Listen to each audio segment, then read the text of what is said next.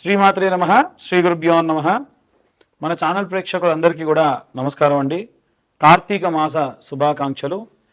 విశేషంగా ఈ కార్తీక మాసంలో నవంబర్ 5వ తారీఖు నుండే కుజుడు తన స్వక్షేత్రంలో సంచారం చేస్తున్నప్పటికీ మనకు నవంబర్ 10వ తారీఖు నుండి ప్రారంభించి అలా చూసుకుంటే నవంబర్ 5, 6, 7వ తారీఖులలో కుజుడు స్వక్షేత్రంలో నెమ్మదిగా చేరుకొని 10వ తారీఖు నుండి ఒక నెల రోజుల పాటు సొంత ఇంట్లో ఉంటున్నాడు. ఇలా గనక ఉంటే దాన్ని రుచక యోగము అని అంటారు. రుచక యోగం అంటే అబ్బా ఇక పట్టిందల్లా బంగారం. కొన్ని రాశుల వారికి అందులో ముఖ్యంగా చూసుకున్నట్టయితే వృశ్చిక రాశి వారికి, మేషరాశి వారికి, అలాగే ఈ యొక్క కుంభరాశి వారికి, సప్తమాధిపతి అయినటువంటి వారికి, దశమాధిపతి అయినటువంటి వారికి అద్భుతంగా ఉంటుంది. ఊదరగొట్టేస్తూ ఉంటారు. ఎట్టి పరిస్థితుల్లో ఏ యోగం ఉన్నా, మీ జాతకంలో రుచక యోగం ఉన్నా, గజకేసరి యోగం ఉన్నా, ఇంకా ఇతరత్ర ఎటువంటి అనభయోగం, సునభయోగం, పరివర్తన యోగం, పర్వత యోగం, సదా సంచార యోగం, ఇలా చాలా యోగాలు ఉంటాయి. ఏవి కూడా మీరు పట్టుకున్నారో బంగారం కాదు. ఇంకా చెప్పాలంటే యోగం ఉన్నప్పుడే మనిషి ఇంకా ఎక్కువ ఇబ్బంది పడతాడు. ఇదేంటండి ఇంకా ఇబ్బంది పడతారంటున్నారంటే ఆగండి, అక్కడే ఉంది. వాస్తవంగా మనిషి ఎప్పుడైతే కష్టపడి ప్రతిఫలాన్ని పొందుతాడో, కష్టే ఫలి అని అంటారు. మామూలుగా మనం అందరం కూడా కష్టపడుతూ ఉంటామండి, అంతే కదా. కానీ కొన్నిసార్లు ప్రతిఫలం వస్తుంది, కొన్నిసార్లు రాదు. అలా కాకుండా ఎప్పుడైతే మనం కష్టపడతామో మన కష్టానికి తగిన ప్రతిఫలం అనేటువంటిది ఖచ్చితంగా ఈ యొక్క రుచక యోగంలో ఉంటుంది.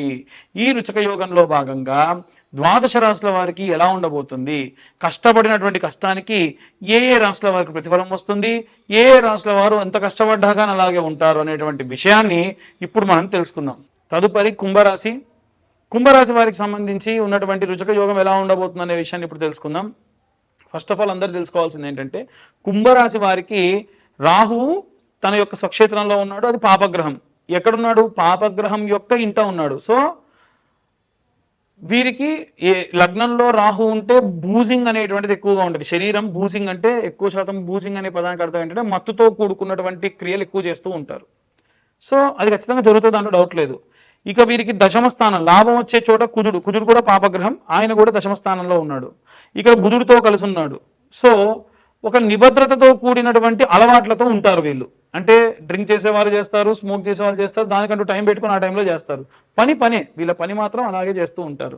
చాలామంది ప్రొఫెషనల్స్ కూడా వీళ్ళు పని చేస్తూనే విశేషంగా అలవాట్లు కూడా కన్జ్యూమ్ చేస్తూ ఉంటారు. కానీ వీళ్ళ పనిని మాత్రం ఎప్పుడు వీళ్ళు ఇబ్బంది పెట్టరు. 2వ స్థానంలో శని, ఫినాన్షియల్ స్టేటస్ విషయంలో శని కూడా ఏంటంటే వీరికి 2వ స్థానంలో చండాల యోగంతో ఉన్న కారణం చేత ఏంటంటే వీరి స్వక్షేత్రానికి సంబంధించినటువంటి రాష్ట్రాధిపతి కాబట్టి ఆయన ఎక్కువ బాధించడు, ఖచ్చితంగా బాధిస్తాడు. ఫినాన్షియల్ స్టేటస్ విషయాల్లో ఇబ్బందులు అయితే పెడతాడు. ఇక విశేషంగా చూసుకుంటే కుంభరాశి వారికి 6వ ఇంట గురువు, 7వ ఇంట కేతువు. 6వ ఇంట్లో ఉన్నటువంటి గురువు ఎప్పుడూ కూడా ఏంటంటే మంచి disciplined life, time to time తినడం, టైం టు టైం నిద్రపోవడం, ఇలాంటివి ఎక్కువగా చేస్తూ ఉంటాడు. 7వ స్థానంలో ఉన్న కేతువు ఏంటంటే మీ భార్యాభర్తల మధ్యలో కలహాలు రేపెత్తించడానికి ఎవరో 3వ వ్యక్తి ఇన్వాల్వ్ అవ్వడం కూడా జరుగుతుంది. ఇవన్నీ కూడా చూసుకుంటే సాధారణంగా ఏంటంటే ఎప్పుడూ కూడా ఈ యొక్క కుంభరాశి వారికి ఉన్నటువంటి గ్రహ సంచారాల్లో శుక్రుడు కూడా కీలకం. భార్యాభర్తలు ఇద్దరి మధ్యలో గొడవ అంటున్నారండి, అది 7th హౌస్లో కేతు ఉండడం వల్ల అంటున్నారు. మరి 9వ ఇంట శుక్రుడు లాభిస్తాడు కదా, స్వక్షేత్రం ఉన్నాడు కదా, అది నిజమండి. అంటే భార్యాభర్తలు ఇద్దరి మధ్యలో గొడవలు అవుతారంటే విడిపోతారనే కాదండి, మంచిగా ఉండేటువంటి టైము ఉంటుంది, గొడవలు పడే టైము ఉంటుంది. అది సర్వసాధారణం అన్నమాట. కాబట్టి ఇవాళ రేపు చాలా మంది వాళ్ళ యొక్క వర్క్ ప్రెషర్ వలన అనవసరమైనటువంటి పనులు చేస్తూ ఉన్నారండి. రీసెంట్గా ఇదే గోచారంలో భాగంగా కుంభరాశిలో ఉన్న వాళ్ళు చేసిన ఒక పెద్ద తప్పు చెప్తాను, బాగా వినండి. ఇవన్నీ కూడా మీకు కేస్ స్టడీస్ నేను ఎందుకు చెబుతున్నానంటే మీరు ఒక అవగాహనకు వస్తారు, వాళ్ళ తప్పు మీరు చేయరని, అంతే తప్ప ఇంకోటి లేదండి. కుంభరాశిలో ఉన్నటువంటి వారు వాళ్ళ భార్యాభర్తలు చాలా బాగున్నారు.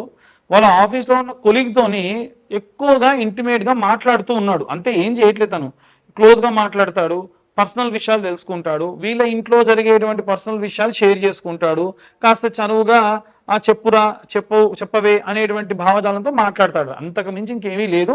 ఎంక్వైరీ చేస్తే కూడా వాళ్ళ మిసెస్కి వాళ్ళ ఫోన్లో ఉన్న చాటింగ్ అంతా చూసి ఎంక్వైరీ చేయించింది, వాళ్ళ పెద్దలతో కంప్లైంట్ చేయించింది, చాట్ హిస్టరీ తీయించింది. అతను కూడా చెప్పాడు, మా ఇద్దరి మధ్యలో ఏమీ లేదు, మీరు కావాలంటే ఏమైనా సరే ప్రూఫ్లు కావాలంటే ఏమైనా సరే చెక్ చేసుకోండి అని చెప్పి ఓపెన్గా చెప్పాడు. కానీ ఇది తన భార్య అర్థం చేసుకునేటువంటి పరిస్థితుల్లో ఉంది కాబట్టి తనకున్న అనుమానం నివృత్తి చేసుకుంది, సరిపోయింది. అదే వేరే వాళ్ళైతే పరిస్థితి ఏమిటి? ఏదో అవసరమా మనకు? ఎందుకు? అనవసరమైనటువంటి వాటి వల్ల ఎంతో ఇబ్బంది పడుతూ ఉంటారు కదా. కాబట్టి చిన్న చిన్న తప్పుల వల్ల జీవితంలో పెద్ద పెద్ద దూరాలు భార్యాభర్తల మధ్యలో ఏర్పడతాయి. ఎట్టి పరిస్థితుల్లో అలాంటి పనులు ఎవరు కూడా చేయకుండా ఉండాలని కోరుకుంటున్నాను. ఇవన్నీ కూడా గోచార రీత్యా చెప్పే విషయంలో మీ జాతకం పూర్తిగా డీటెయిల్గా కావాలంటే ఖచ్చితంగా మీ పేరు, date of birth, time, place కింద ఉన్న నెంబర్కి వాట్సాప్ చేయండి. దయచేసి కాల్స్ చేయకండి, కింద ఉన్న నెంబర్కి వాట్సాప్ మాత్రమే చేయండి. డీటెయిల్గా జాతకం గురించి మీకు పంపించడం జరుగుతుంది. ఆ జాతకానికి గాను 2025 రూపాయలు ఛార్జ్ చేస్తాను. 2025 రూపాయలు 60-70 పేజీల్లో జాతకం మీకు అందించడం జరుగుతుంది. ఇక ఆసక్తి గల వారు కింద ఉన్న నెంబర్కు కాంటాక్ట్ చేయొచ్చు. అన్ని వర్గాల వాళ్ళు ఏ రెమెడీస్ తీసుకోవాలి, ఏ మంత్రం చదవాలనే విషయాన్ని ఇప్పుడు మనం తెలుసుకుందాం. ఇప్పటి వరకు మనం గోచార రీత్యా ఈ రాశి వారికి సంబంధించి ఎలా ఉండబోతుంది అనేటువంటి విషయాన్ని మనం చెప్పుకున్నాం. అందులో భాగంగా ఏ మంత్రం చదవాలి, ఏ రెమెడీస్ తీసుకోవాలి, గోచారం, అలాగే ఈ గోచారంలో రుచక యోగం అనేటువంటిది ఏర్పడింది కదా.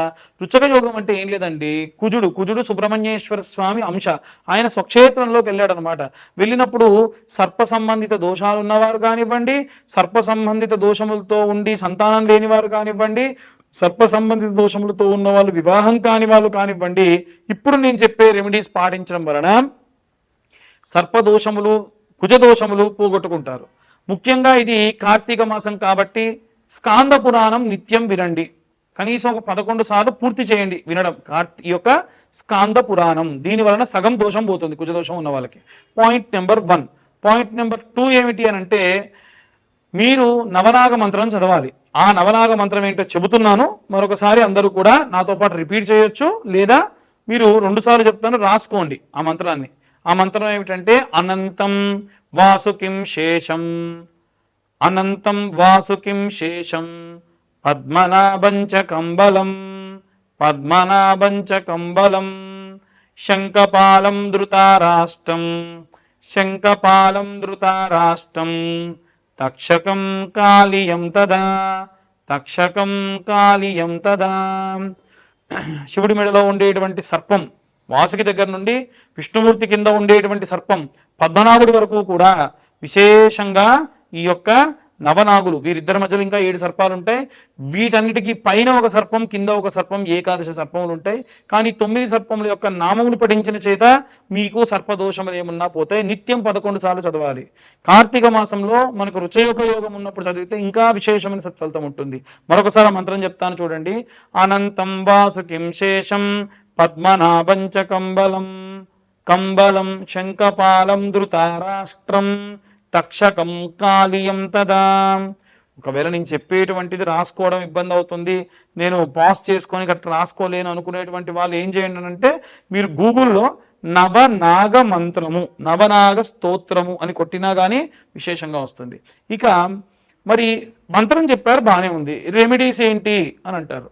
నిజంగా మనకు సర్పదోషం అనేటువంటిది ఎలా వస్తుందంటే, ఒక పుట్టను కూల్చిన, అదేందండి నేను పుట్టినప్పటి నుంచి పుట్టలేని, అసలు జోలికే పోలేనవచ్చు, ఈ జన్మలో చేసిన పాపం కాదు. సర్పదోషం జన్మజన్మల పాపాల నుంచి వస్తుంది.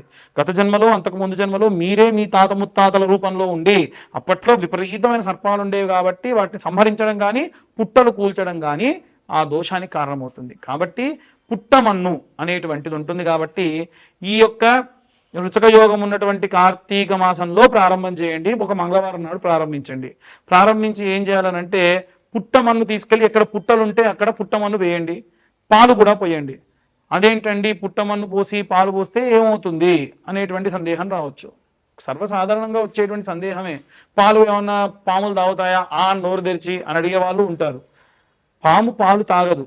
ఈ పుట్టమన్ను వేసిన తర్వాత గనక మీరు పాలు పోయడం చేత విశేషముగా ఈ యొక్క పుట్ట గట్టిపడుతుంది. ఆ పాలు పుట్టమన్ను కలిసి ఒక రూపం దాలుస్తుంది. దాని వలన నివాసం అనేటువంటిది చల్లగా ఉంటుంది. సర్ప సంబంధితమైనటువంటి వాల్మీకము అంటారు పుట్టని. ఆ వాల్మీకాన్ని కూల్చిన కారణం చేత దోషం పోవాలి అని అంటే, ఒక 11 వారాలు కానీ 5 మంగళవారాలు కానీ ఈ యొక్క పుట్టమన్ను పాలు పోయడం వలన జాతక సంబంధితమైనటువంటి సర్పదోషాలు పోతాయి.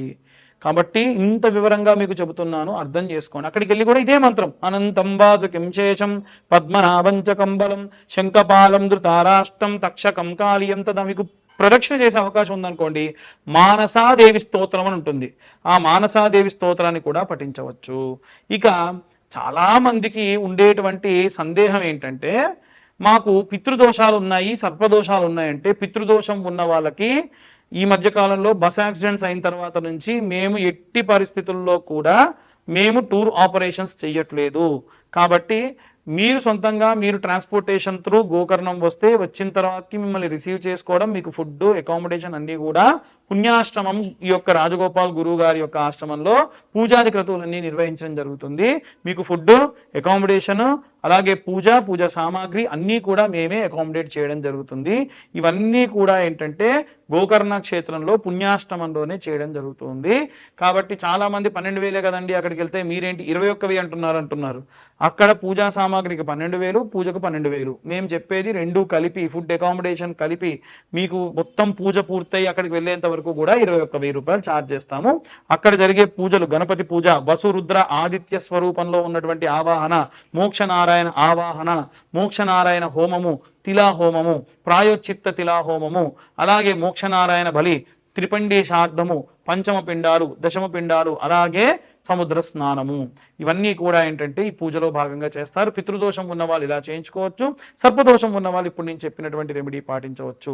దయచేసి జాతకం కోసం ఎవరైనా కాల్ చేయాలంటే మీ పేరు, డేట్ ఆఫ్ బర్త్, టైం ఉంటేనే కాల్ చేయండి అమ్మా. లేకుంటే ఇప్పుడు నేను చెప్పిన ఈ మంత్రం చదువుకున్నంత మాత్రం చేత జాతకం రీత్యా ఉన్న ఇబ్బందులు పోతాయి. పూర్తి జాతకం కావాలనుకుంటేనే మీ పేరు, date of birth, time, place కింద ఉన్న నెంబర్కు వాట్సాప్ చేయండి. దయచేసి మా ఛానల్కి వేరే వాళ్ళు తీసుకొని వీడియోస్ కాపీ చేసుకొని ఇష్టం వచ్చిన థంబ్నెయిల్స్ పెట్టి నన్ను, నా పేరుని డ్యామేజ్ చేస్తూ ఉన్నారు. దానికి నేను స్వతహాగా కారణం కాదు.